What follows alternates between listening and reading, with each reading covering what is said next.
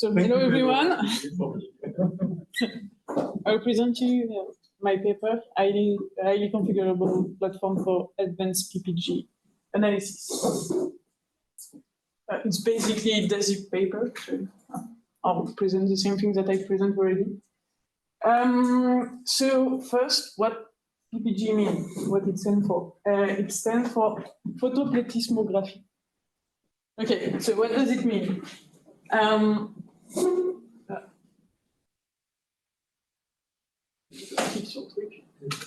Yes, okay. Photo means light. Platismo means increasing, enlarging, becoming full, basically volume. And graphing, right, recording. Okay, so it means detecting change in volume using lights, in particular in blood volume. That's the basic function of the PPG. How does it work? We send some light through some tissue, so some non-interesting tissues and venous blood, we don't care also. And then the arterial blood, that's the part that is interesting. So when your heart beats, you have more and less blood. And so the more blood, the more absorption of the light, the less blood, the less absorption. So we will get a signal like we have right here with a big DC part because of all the other things that we don't care that doesn't move, and a small AC part that is interesting. So there's two types of PPG. Either the light is transmitted, so meaning the LEDs and the photodetector are on different sides of the tissue. So the light will go through. This technique is the less noisy one because it's simpler to you have a direct correlation with the absorption. But it requires a very small tissue. So it only works on finger, earlobe, and stuff like that. Nose also, but not very practical. The second one is a reflective one. So you have the LEDs on the same side of the photodetector, and the light is diffracted and go back to the photodetector. It's a bit more noisy, less light is diffracted. We have a bigger DC part. And but you can have that everywhere. So the transmitted one, for example, is the oximeter that you can find in hospital. The reflected one, watch spot, the stopwatch. So the kind that everybody can buy, and the kind that I have on my wrist right now. So what can we do with that?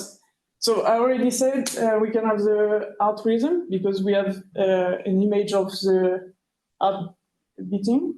We can have the heart rhythm variation. Using Beer-Lambert, I will get back to that later. We can have oxygenation. We can have breathing pattern because when you're breathing, your heart beats faster, and when you breathe out, it goes slower. Also, it would change the DC component and also the AC, so change everything. So breathing pattern can be noise, but if we are looking for that, it's what we are looking for. We can have blood pressure, looking at the form of the wave. We can have, using also kind of Beer-Lambert, we can have the glycemia and the hydration. And so what are the applications? A lot of application in sport and in medicine. So, for example, training monitoring, stress monitoring. You can have basically a full cardiovascular assessment using that because you can look at the composition of the blood and also everything that is dynamic, like the whole dynamic of the cardiovascular system. So that's really, really nice.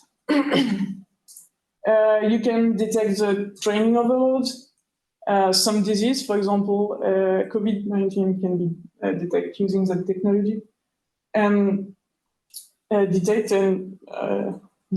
earlier detection of seizure, for example, epileptic seizure. Okay, so beyond, okay, how does it work? The oxygenation part, that is one of the big topics of PPG. So every hemoglobin, so we have two main, that is the hemoglobin with nothing and the hemoglobin transporting oxygen. It's how the oxygen is transported through the body, go to your muscle and everything. It's how the body breathes, basically. And we have other hemoglobin that is, I would say, sick, so it's dyshemoglobin. So it's the hemoglobin that is bound to other things than oxygen. So it means it cannot bound with oxygen anymore, and it just sits there useless. So for every hemoglobin, you will have a different absorption for every wavelength. So it's the 4 plots that we see here. And using beer, so if you don't remember, it says that the absorption depends on, or it's basically what I already said. So, the absorption will depend on the absorption of the element, of the different elements, and the thickness of the solution. Anyway, so it's what you will find again in a classical sport watch. And so they will use 2 different wavelengths to determine the 2 first hemoglobins that I told you about. So the 2 normal ones. And what we wanted to do is to replicate that and then to add more, a lot more actually, because you need 2 wavelengths to get 2 hemoglobin, and you will neglect the other. But we wanted to calculate the 2 others that I told you about, mainly because it's very dangerous.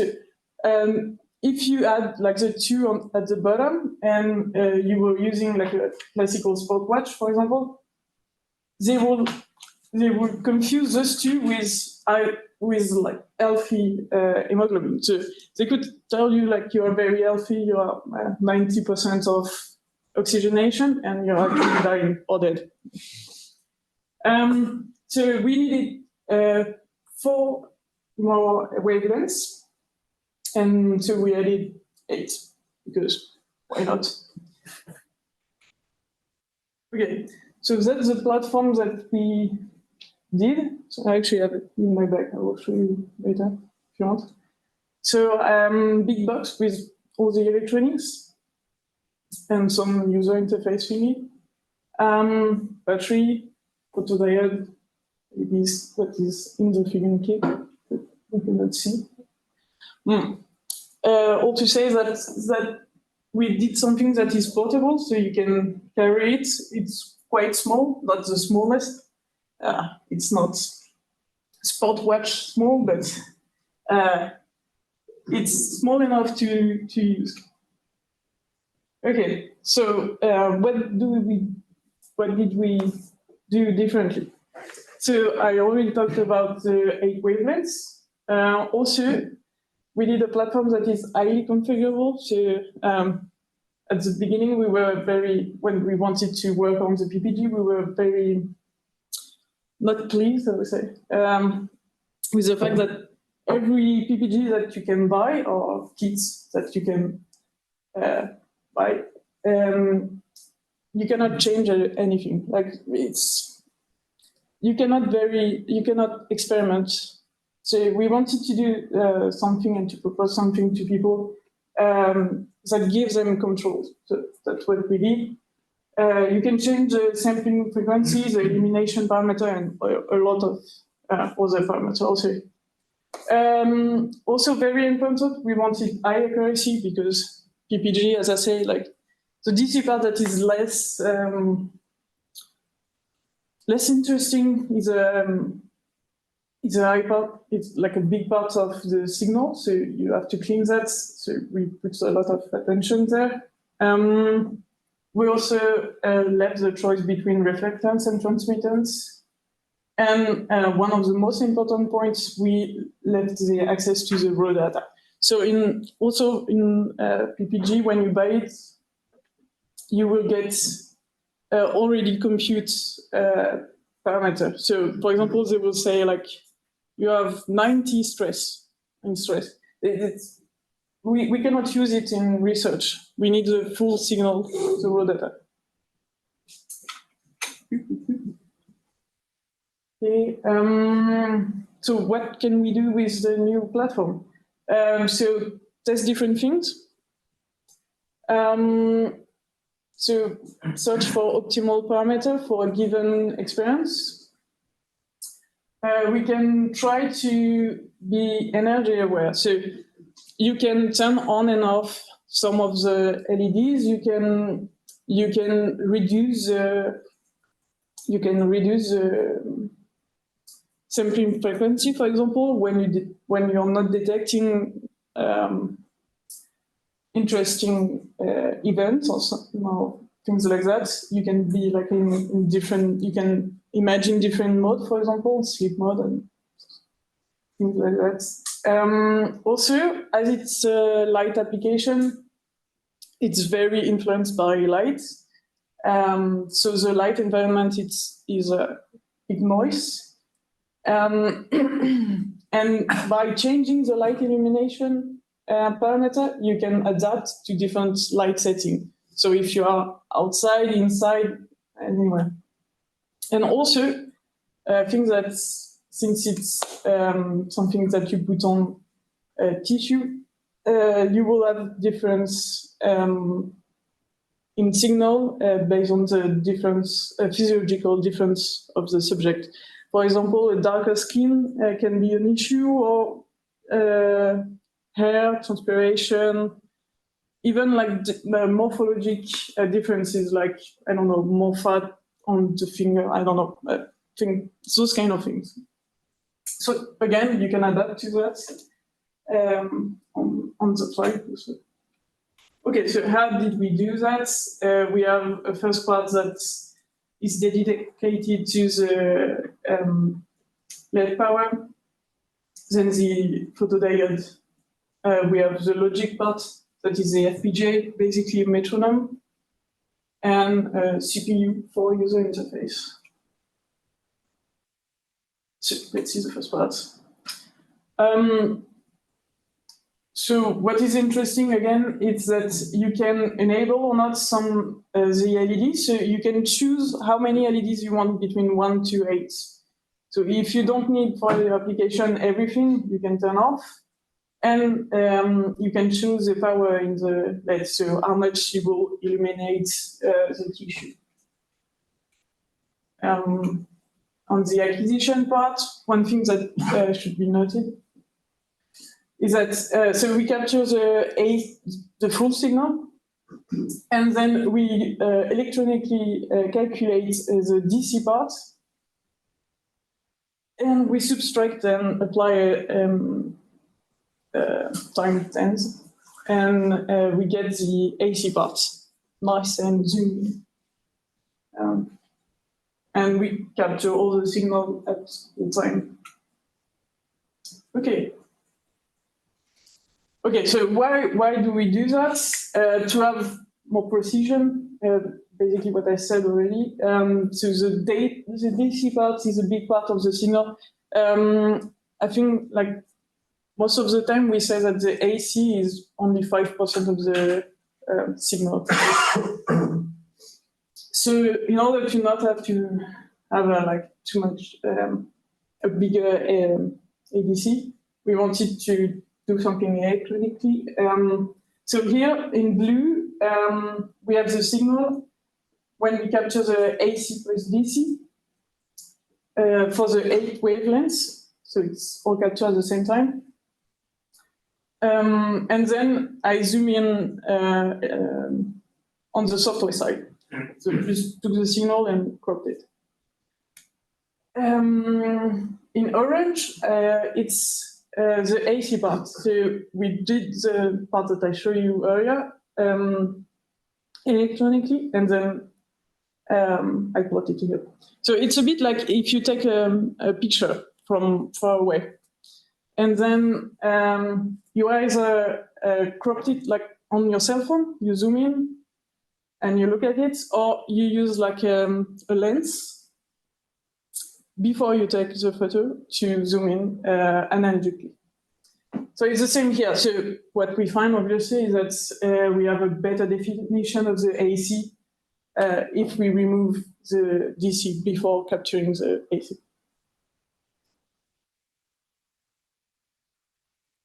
Okay, so the breathing pattern that I told you about. So that's one of the first experiments that we did to show that we can find some stuff with our PPG. So in blue, it's a signal. You can see the beats here. So that's my beats actually. And in red, it's the signal envelope. So for example, if we take every value of the signal envelope, like the top one,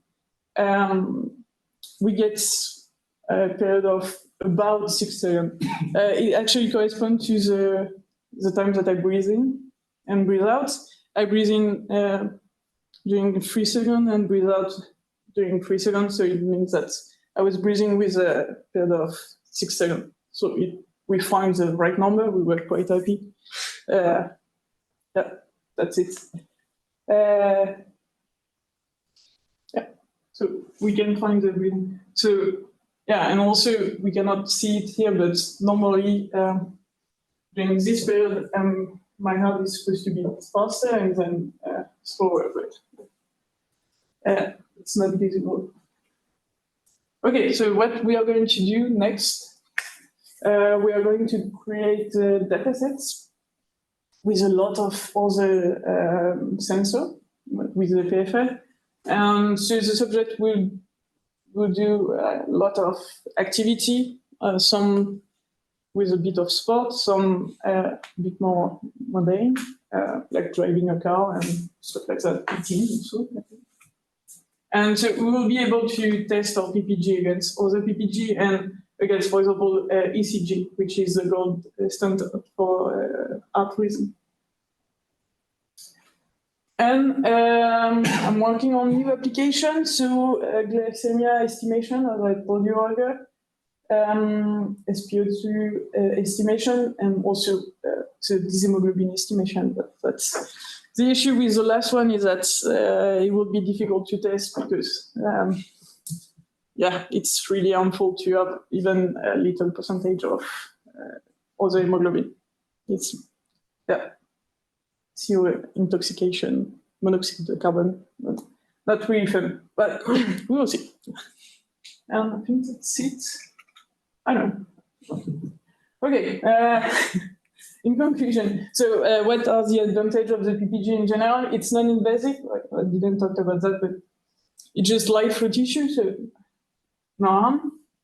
It's easy to transport, so we all can think about the sport watch, but also like the thing in hospital, it's really small. It's easy to use, or at least for the user, you just put your finger on your wrist. We can basically do the full blood workout, dynamic and also the composition. And so it means that there is a lot of application. Okay, so what do we have? I already said 8 wavelengths. The highly configurable part, high accuracy, choice again, the access to raw data. So it means new measure and new application.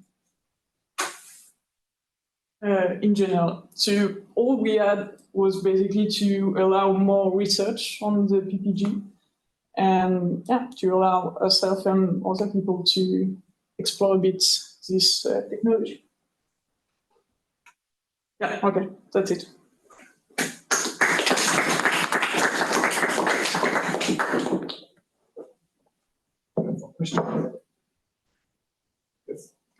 Thanks for the presentation. I don't really get it. Can you split the, I don't know how to say it, the red, the globule rouge and the globule blanc? Don't feel pressure to English. I have to practice. So, sorry. So can you split these two features, or it's really? Hemoglobin is in the red one. I'm not. Yeah. It's true. It's a red one, but we don't detect the white one. I think we could. We could basically detect anything if there's enough of it, I would say, and if it's absorbed differently on the wavelength. The white one, which is transport the oxygen, and the red one, which is No. They're both red. the iron. No, they're both red. Okay. The red one for the iron and the. I think the white one is for like immune defense. More you have iron, So, more you have We don't detect. And oxygen. more you have iron, and more your blood is Red. a fluid, Yes. and so your blood will circulate. Yes. And you have faster. maybe more oxygen, I think. And so these two features can't be split, the oxygen and the iron. It's a question. Okay. So you mean like, can we detect the concentration of iron in the blood? Yeah. Yeah, there's some work on it with the PPG. We don't do it, but some people do it. That's right. It's for the anemia. Yeah, you can detect anemia. Of the motivation to this job, but it's very difficult to see if there is a correlation between the measurement and the.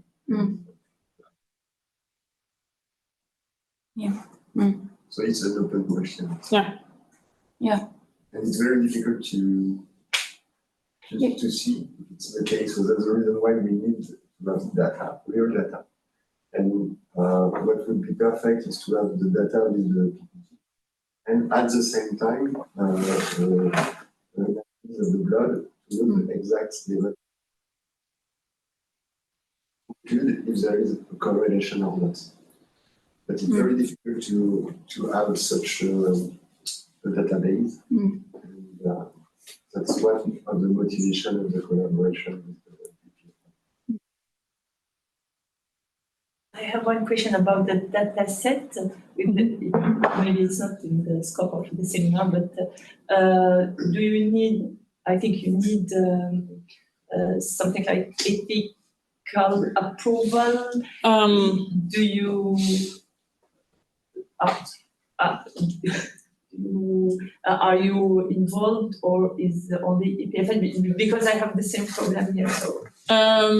Okay, so it's EPFL that dealt with that, and since it's in Switzerland that we are going to do the dataset, I think it's not the same rule as in France. But something. Yeah, and also it's all the sensors are non-invasive. So, yeah, this is my question. And you don't need to have such an agreement. But if you want to make the correlation with the iron, you need to have a blood.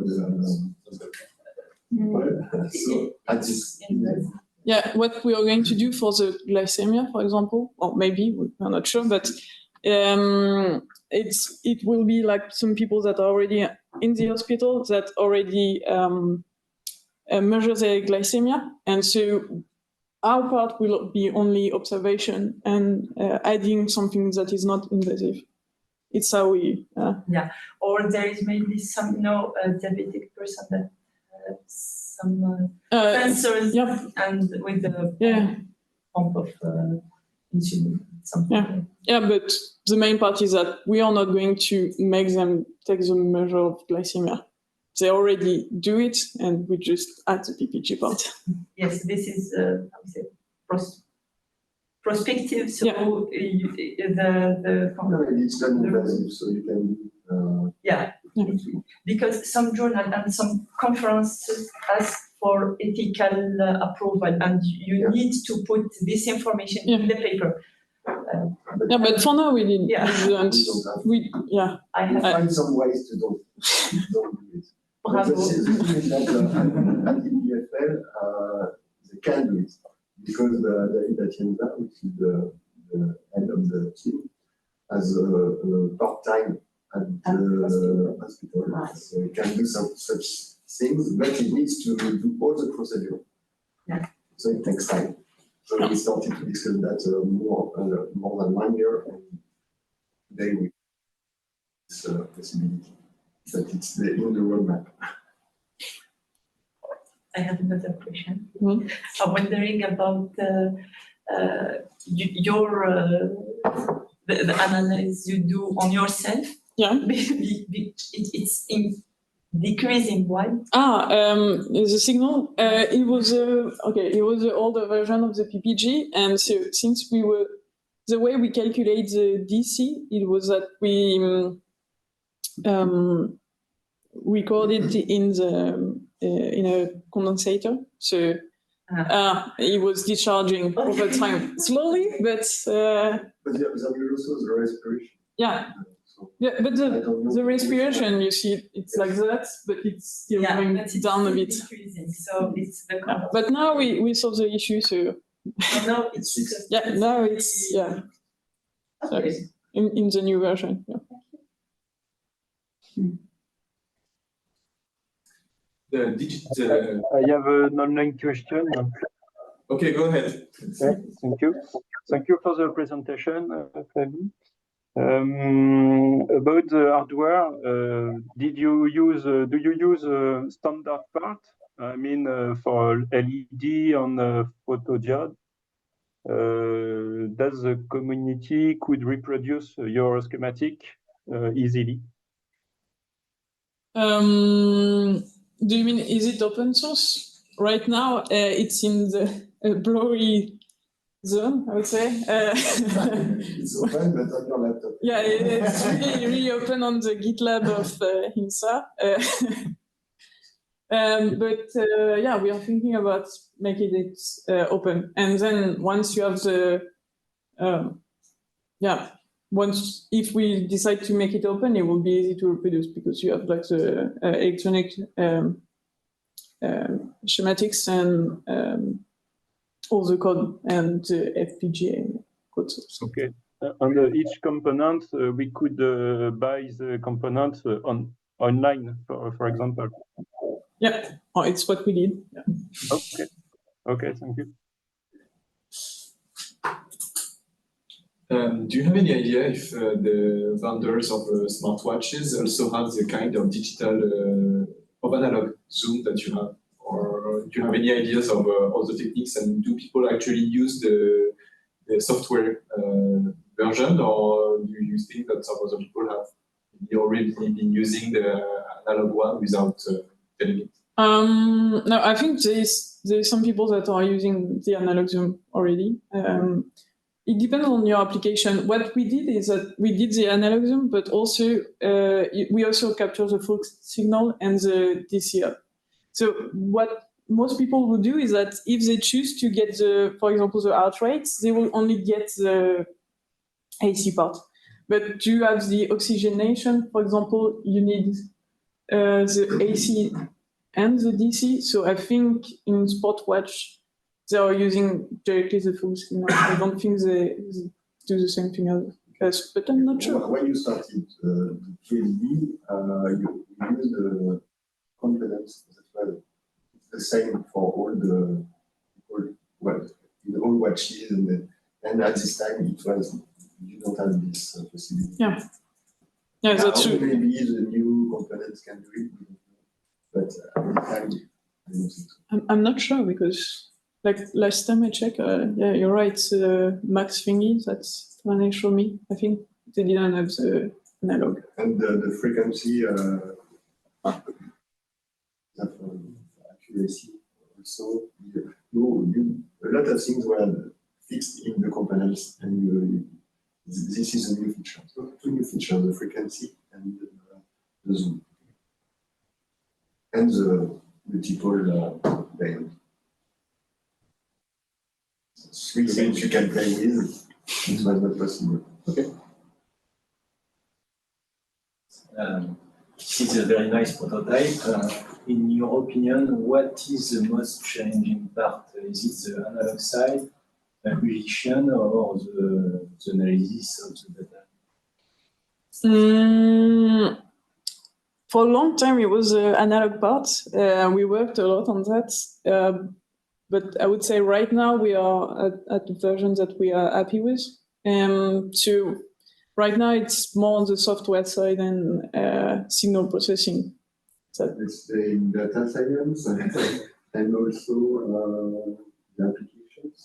Yeah. How we can use the data. Yeah. And it's also math because it's not so easy to go from the data to some parameters you can play with. So for example, at the beginning we wanted to have more accuracy using several barriers, several wavelengths, but we don't have the questions to use. Oh, yeah, because Pierre-Lambert is not linear. It's yeah. We thought at the beginning, okay, we only add in two other wavelengths or two other hemoglobins that we want to determine, and we have like 4. Yeah, we have 8 wavelengths. So it would be okay. It would be easy to solve. No, not at all. We had to add the math department. We try to fix with the math department here, but we don't go into the end now. We try to go forward, but it's not easy. Not only the analysis.